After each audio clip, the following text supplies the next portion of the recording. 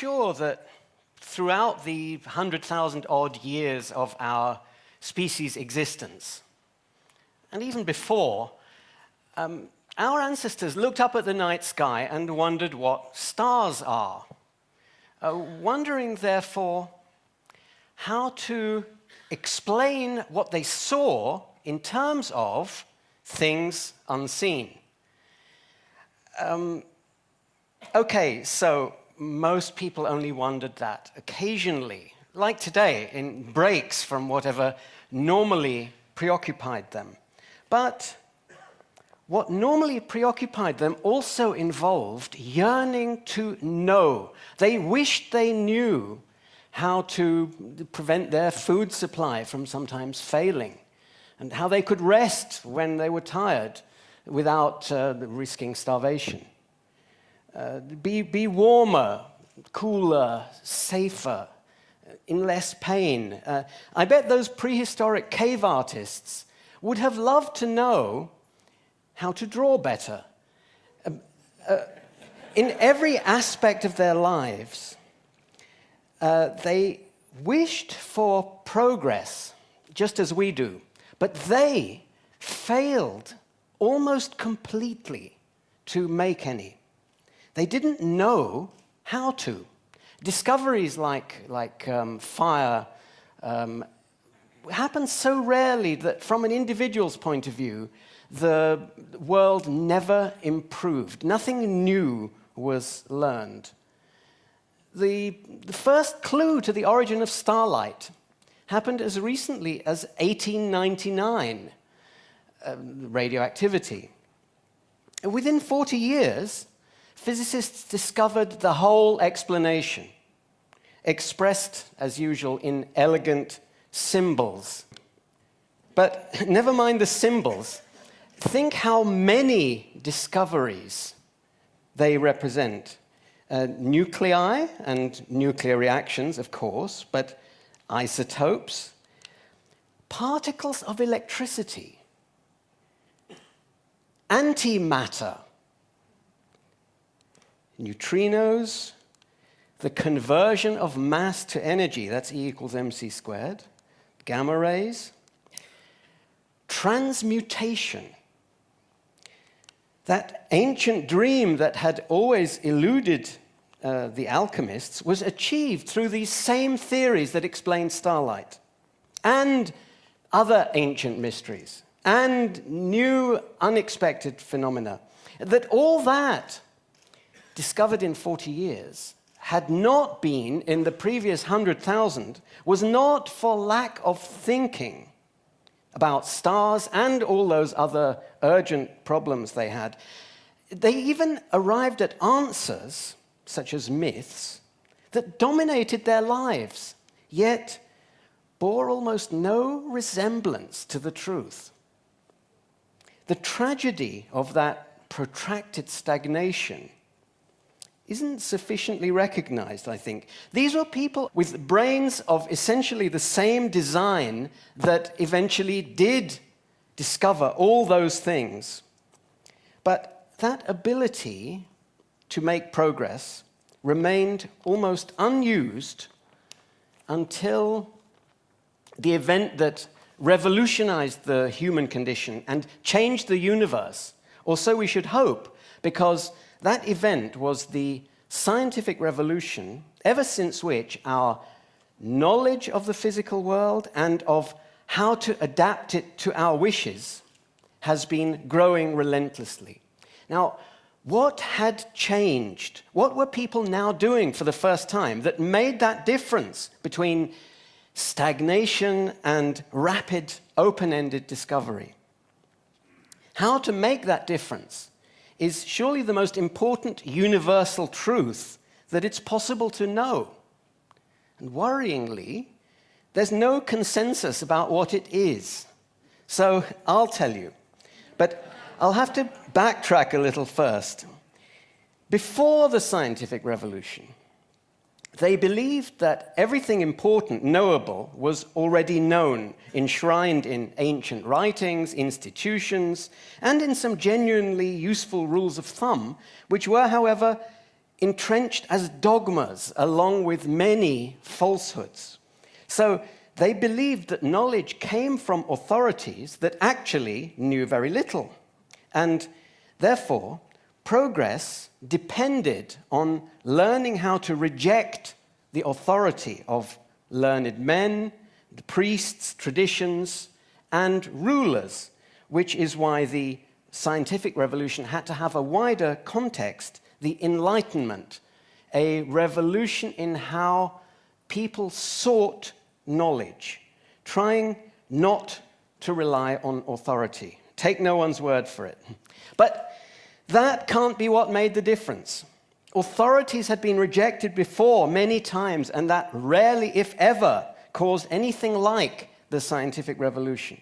At the time, what they thought distinguished science was a radical idea about things unseen, known as empiricism. All knowledge derives from the senses.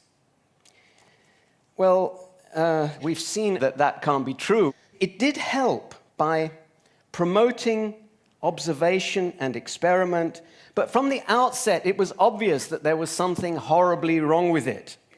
Knowledge comes from the senses. In what language? Certainly not the language of mathematics, which Galileo rightly said, the book of nature is written. Look at the world. You don't see equations carved on mountainsides. If you did, it would be because people had carved them. By the way, why don't we do that? What's wrong with us? Empiricism is inadequate because, well, scientific theories explain the seen in terms of the unseen, and the unseen, you have to admit, doesn't come to us through the senses. We don't see those nuclear reactions in stars. We don't see the origin of species.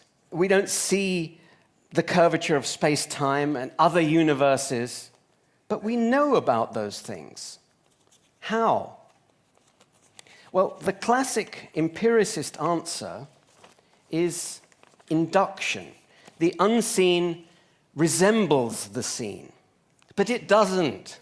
You know what the clinching evidence was that the space-time is curved. It was a photograph, not of space-time, but of an eclipse with a dot there rather than there. The evidence for evolution, some rocks and some finches. And parallel universes, again, dots there rather than there on a screen. What we see in all these cases bears no resemblance to the reality that we conclude is responsible. Only a long chain of theoretical reasoning and interpretation connects them. Ah, say creationists, so you admit it's all interpretation. No one's ever seen evolution. We see rocks. You have your interpretation, we have ours. Yours comes from guesswork, ours from the Bible. But what creationists and empiricists both ignore is that in that sense, no one's ever seen a Bible either. That the eye only detects light, which we don't perceive. Brains only detect nerve impulses. And they don't perceive even those as what they really are, namely electrical crackles. So we perceive nothing as what it really is. Our connection to reality is never just perception.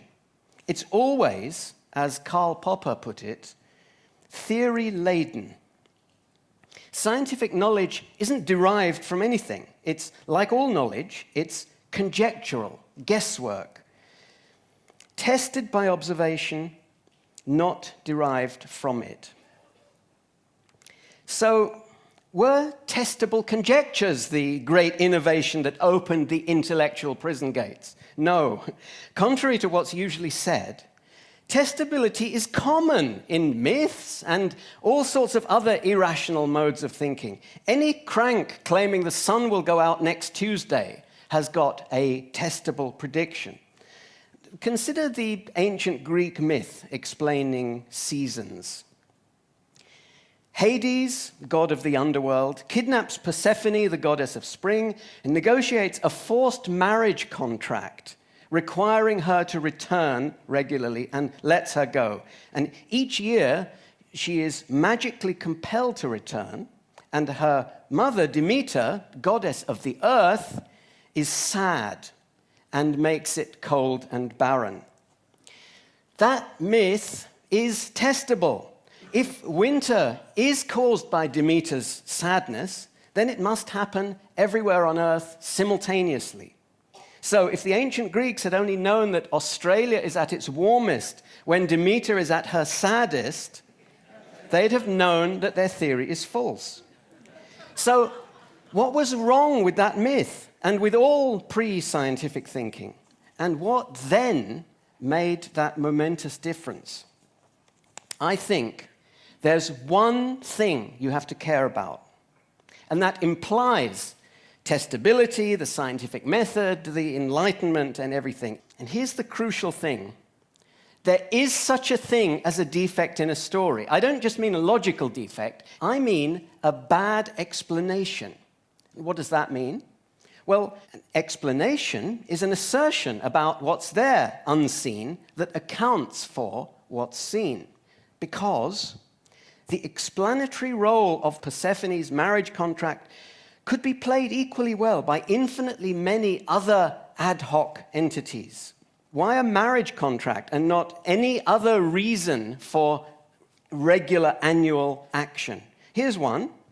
Persephone wasn't released, she escaped and returns every spring to take revenge on Hades with her spring powers. She cools his domain with spring air, venting heat up to the surface, creating summer. That accounts for the same phenomena as the original myth. It's equally testable, yet what it asserts about reality is in many ways the opposite. And that's possible because the details of the original myth are unrelated to seasons except via the myth itself. This easy variability is the sign of a bad explanation, because without a functional reason to prefer one of countless variants, advocating one of them in preference to the others is irrational. So, for the essence of what makes the difference to enable progress, seek good explanations, the ones that can't be easily varied while still explaining the phenomena. Now, our current explanation of seasons is that the Earth's axis is tilted like that, so each hemisphere tilts towards the sun for half the year and away for the other half. Let's better put that up. That's a good explanation. Hard to vary, because every detail plays a functional role. For instance, we know independently of seasons that surfaces tilted away from radiant heat are heated less, and that a spinning sphere in space points in a constant direction. And the tilt also explains the sun's angle of elevation at different times of year, and predicts that the seasons will be out of phase in the two hemispheres. If they'd been observed in phase, the theory would have been refuted. But now, the fact that it's also a good explanation, hard to vary, makes the crucial difference. If the ancient Greeks had found out about seasons in Australia, they could have easily varied their myth to predict that. For instance, when Demeter's upset, she banishes heat from her vicinity into the other hemisphere where it makes summer. So, being proved wrong by observation and changing their theory accordingly still wouldn't have got the ancient Greeks one jot closer to understanding seasons, because their explanation was bad, easy to vary. And it's only when an explanation is good that it even matters whether it's testable. If the axis tilt theory had been refuted, its defenders would have had nowhere to go. No easily implemented change could make that tilt cause the same seasons in both hemispheres. The search for hard-to-vary explanations is the origin of all progress. It's the basic regulating principle of the Enlightenment. So, in science, two false approaches blight progress. One's well known, untestable theories. But the more important one is explanation-less theories. Whenever you're told that some existing statistical trend will continue, but you aren't given a hard-to-vary account of what causes that trend, you're being told a wizard did it. When you're told that carrots have human rights because they share half our genes, but not how gene percentages confer rights, wizard. When someone announces that the nature-nurture debate has been settled because there's evidence that a given percentage of our political opinions are genetically inherited, but they don't explain how genes cause opinions, they've settled nothing. They're saying that our opinions are caused by wizards, and presumably so are their own. That the truth consists of hard-to-vary assertions about reality is the most important fact about the physical world. It's a fact that is itself unseen, yet impossible to vary. Thank you.